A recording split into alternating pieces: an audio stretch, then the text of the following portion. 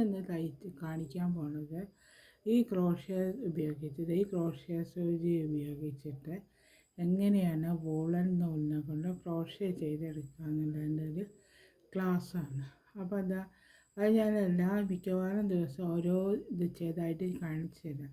അപ്പോൾ ഈ ക്രോഷ്യയിലാകെ 2-3 സ്റ്റിച്ചേ ഉള്ളൂ. ആ സ്റ്റിച്ച് ഉപയോഗിച്ചിട്ട് നമ്മൾ നൂലിൻ്റെ കളറും ഒക്കെ ഉപയോഗിച്ച് മാറിയിട്ടാണ് ചെയ്യുന്ന സമയത്താണ് അതിൻ്റെ ഒരു ഭംഗി വരുന്നത്. അപ്പോൾ ഈ കളർ നൂലാണെന്ന് ഞാൻ എടുത്തത്. ഈ സൂചിയാണ് ഇതിനായിട്ട് ഉപയോഗിക്കുന്നത്. കണ്ടു, ഇവിടെ അങ്ങനെ വക്ക് ചെറുതായിട്ടുള്ള ഇതിൻ്റെ പഴയ സൂചിയുടെ കുറച്ച് കേടായിട്ടുണ്ട്. ഇത് പുതിയത് കടയിലൊക്കെ വാങ്ങാൻ കിട്ടും. അപ്പോൾ അതെങ്ങനെ ആദ്യം ഏത് ഇത് ചെയ്യുകയാണെങ്കിലും ചെയിനിട്ട് വയ്ക്കണം. നമ്മളെ തലമുടി മടയുന്ന സമയത്ത് എങ്ങനെ ഉണ്ടാവും അതേമാതിരിയാണ് ഇത് മടഞ്ഞിട്ടാണ് ചെയ്യേണ്ടത്. അപ്പോൾ ഇതേ സൂചി നൂല് ഇങ്ങനെ മടക്കിയെടുക്കുക. കണ്ട് ഈ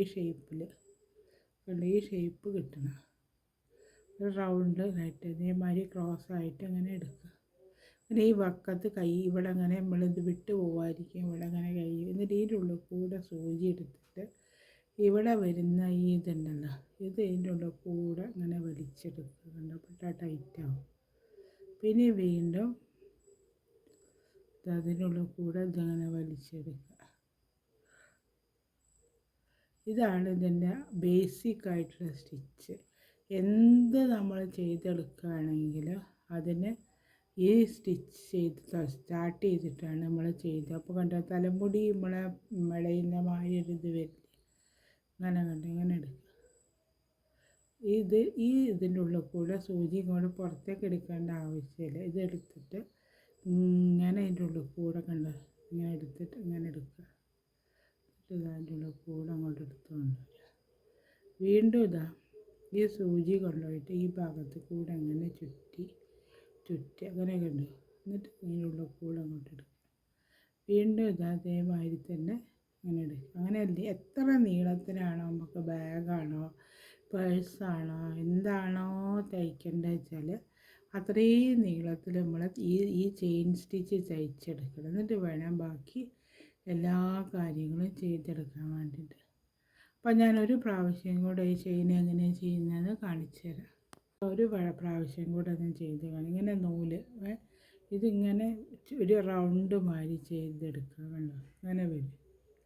അങ്ങനെ എടുത്തിട്ട് ഇതിൻ്റെ ഉള്ളിൽ ഇവിടെ അങ്ങനെ നമ്മൾ കൂട്ടി പിടിക്കണം. എന്താ കാരണം വെച്ചാൽ അല്ല ഈ പിടുത്തം വിട്ട് കഴിഞ്ഞാൽ ഇത് അഴിഞ്ഞു പോകും. ഇതിനുള്ളിൽ കൂടെ എടുക്കുക. കണ്ടോ, ഉള്ളിൽ കൂടെ എടുത്തിട്ട് ഇതിൻ്റെ ഉള്ളിൽ കൂടെ എടുക്കുക. റൗണ്ടായിട്ട് എടുക്കുക. ഇങ്ങനെ ഹോള് വന്നില്ലേ, ഈ സൂചി ഇങ്ങനെ വെച്ച് അങ്ങനെ ചുറ്റുക. ഇതിൻ്റെ ഉള്ളിൽ കൂടെ എടുക്കുക. കണ്ടോ,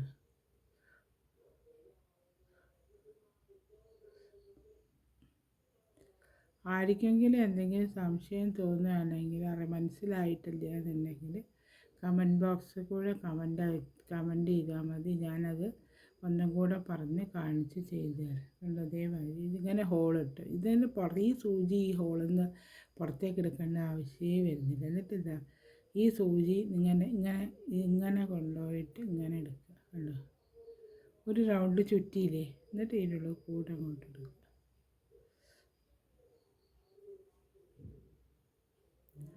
ഏത് സ്റ്റിച്ചാണെങ്കിലും ആ സ്റ്റിച്ചിന് ആദ്യം ബേസിക്കായിട്ട് ഇത് ചെയ്തെടുക്കണം.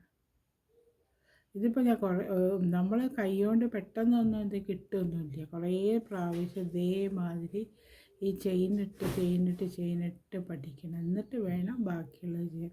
ഇതാണ് ഫസ്റ്റത്തെ സ്റ്റിച്ച്, ചെയിൻ സ്റ്റിച്ച്. കണ്ടോ, ഈ സ്റ്റിച്ച് പഠിച്ചാലേ നമുക്ക് ബാക്കി മുന്നോട്ട് അങ്ങോട്ട് പഠിക്കാനായിട്ട് സാധിക്കും. ഇതാണ് ചെയിൻ സ്റ്റിച്ച്. ഈ ചെയിൻ സ്റ്റിച്ച് കഴിഞ്ഞിട്ട് വേണം ബാക്കി ഈ ചെയിൻ സ്റ്റിച്ചിൻ്റെ മുകളിൽ വേണം അടുത്ത സ്റ്റിച്ച്. ബാക്ക് സൈഡ് ഇതേമാതിരി ഉണ്ടാവും കാണാനായിട്ട്. ഇതാണ് നല്ല ഭാഗം. ഇതിൻ്റെ മുകളിൽ നിന്ന് വേണം ഇനി അടുത്ത് ചെയ്തെടുക്കാനായിട്ട്. അതേമാതിരി എത്ര നീളത്തിലാണോ നമ്മളൊരു കാര്യം ചെയ്യുന്നത് വെച്ചാൽ അത്രയും നമ്മളെ മനസ്സിലൊരു പേഴ്സാണെങ്കിൽ അതിൻ്റെ കണക്കുണ്ടാവുമല്ലോ, ആ കണക്കിനനുസരിച്ച് ഇത്രയും നീളത്തിൽ നമ്മൾ ചെയിനിട്ടെടുക്കുക.